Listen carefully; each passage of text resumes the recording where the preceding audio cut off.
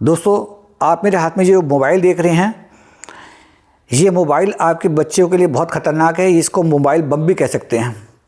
अभी 2 दिन पहले नोएडा में 3 बच्चियों ने आत्महत्या करी है और वो आत्महत्या का कारण केवल मोबाइल है।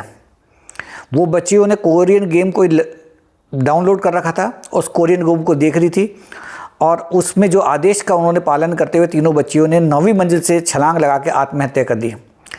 ये तो नोएडा की बात हो गई। अभी भोपाल में 2 दिन पहले ही एक 14 साल के बच्चे ने मोबाइल का एडिक्शन होकर उसने भी आत्महत्या कर ली।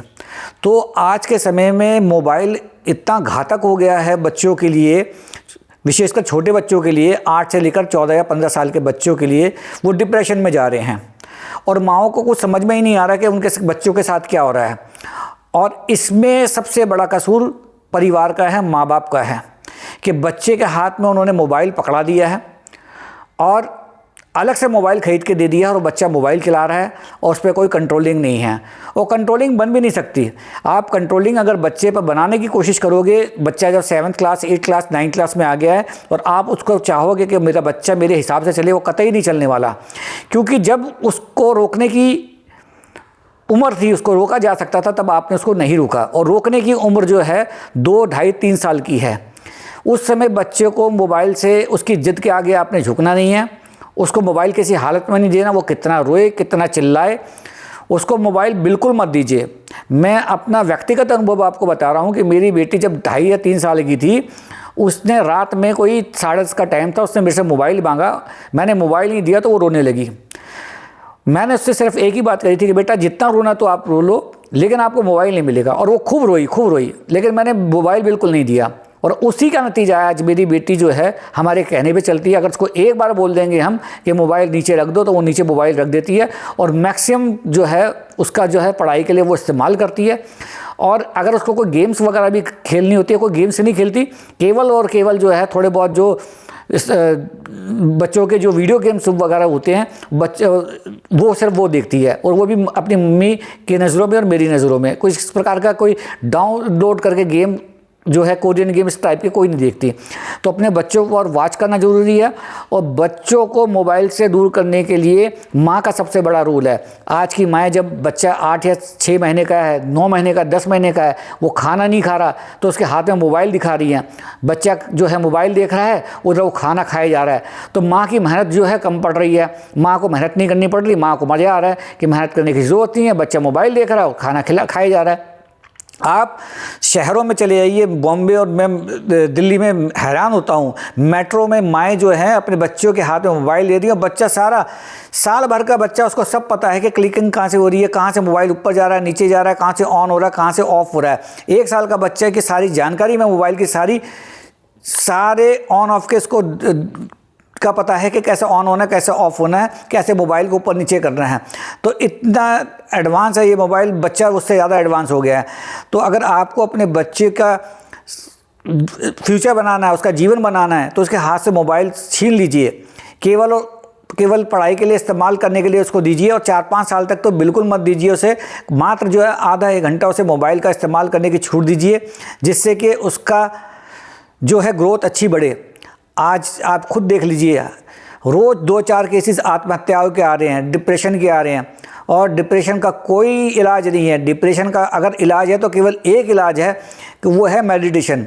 मेडिटेशन जो है मानसिक तनाव का एक इलाज है। लेकिन एक छोटा बच्चा आज के समय में मेडिटेशन कैसे करे, इसके लिए माँ बाप को ध्यान देना पड़ेगा। खुद माँ बाप को भी मेडिटेशन करनी पड़ेगी।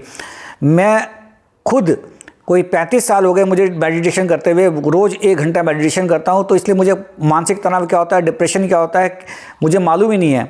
अपनी ज़िंदगी में मुझे सरदर्द क्या होता है, मुझे मालूम ही नहीं है। क्योंकि मेरा रोज़ 1.25 घंटा सुबह और 1 घंटा शाम का मेडिटेशन का रहता है। और डॉक्टर भी सब बोल रहे हैं कि आप मेडिटेशन कीजिए, नहीं तो आने वाले समय में छोटे बच्चे ही नहीं, बड़े लोग भी जो आत्महत्याएँ कर रहे हैं। आप ये देखिए, कोटा में कम से कम हर साल जो है 250 बच्चे जो हैं पढ़ाई के दौरान जो है आत्महत्या कर रहे हैं मानसिक तनाव के कारण से। और छोटे बच्चे भी जो हैं 8वीं 9वीं क्लास के 10वीं क्लास के बच्चे आत्महत्या कर रहे हैं। तो आप अपने बच्चों को रोकने के लिए उसका सबसे बड़ा उपाय है कि बचपन से उनको मेडिटेशन की आदत डालिए, ध्यान की आदत डालिए। ध्यान से ही आप अपने बच्चे को बचा सकते हैं। आज पूरा जो भारत जो है मोबाइल के कारण से है इसकी लपेट में आ चुका है। मोबाइल के कारण से मोबाइल एक बहुत बड़ा बम बन चुका है एक इंसान का जीवन ख़त्म करने के लिए। लोग आज अपने जीवन को इस प्रकार से उन्होंने कर दिया है कि 24 घंटे बच्चे माँ बाप एक कमरे में दूसरे में है, एक दूसरे कमरे में, एक तीसरे कमरे में या एक ही कमरे में है, तो सब ने मोबाइल ले रखा है। इस मोबाइल से दूरी बनानी बहुत ज़रूरी है। मैं अपने घर में आप मानिए 1 घंटा रोज़ जो है उनके साथ, अपनी बच्ची के साथ, मेरी पत्नी, मेरी बच्ची और मैं दोनों तीनों मिलके हम गेम्स खेलते हैं। एक सीक्वेंस करके गेम है, उसको कम से कम 1.5 या 2 घंटे लगते हैं हमारे, रोज़ हमारा वो चलता है 1 या 1.5 घंटे का। अभी मेरी बिटिया के पेपर है तो अभी फ़िलहाल हम नहीं खेल रहे, लेकिन रोज़ मेरी पत्नी और मैं आज भी हमने गेम खेली है, 2 गेम्स खेली है। तो हम मोबाइल के अलावा भी जो है अपने आप को व्यस्त रखते हैं अन्य तरीक़ों से, और जब वो हम गेम खेलते हैं हम उस गेम में इतना डूब जाते हैं तो हमें मालूम ही नहीं चलता है कि क्या सब चीज़ें चल रही हैं। और मोबाइल का इस्तेमाल, मैं खुद अपना व्यक्तिगत बता रहा हूँ, मैं एक पत्रकार होते हुए भी मोबाइल का इस्तेमाल जो है सिर्फ सोशल मीडिया में उन के लिए करता हूँ जो चीज़ें मुझे देखनी होती है, और एक लिमिट मैंने रखी हुई है कि 1 से 2 घंटे की, उससे ज़्यादा मैं ना तो आज तक मैंने कोई फ़िल्म देखी है वो अपने मोबाइल में, या अन्य प्रकार के फालतू कोई कुछ अगर कुछ जैसे अनापत्तिक जो होता है, कोई भी ऐसी चीज़ मैंने नहीं देखी। जो भी चीज़ देखता हूँ वो बेहतर तरीके से देखता हूँ, अपने ज्ञान वर्धन के तरीके से उसको देखता हूँ। तो आप अपना मोबाइल का इस्तेमाल करें, अच्छा करें, क्योंकि मोबाइल से बहुत ऐसी जानकारियाँ विश्व की मिलती हैं, आपको पढ़ने के लिए मिलती हैं, ऐसी ऐसी चीज़ें हैं जो आपको ज्ञान बढ़ाती हैं। और वहीं मोबाइल में कुछ ऐसी भी चीज़ें हैं जो आपको गलत दुनिया की तरफ लेके जाती हैं।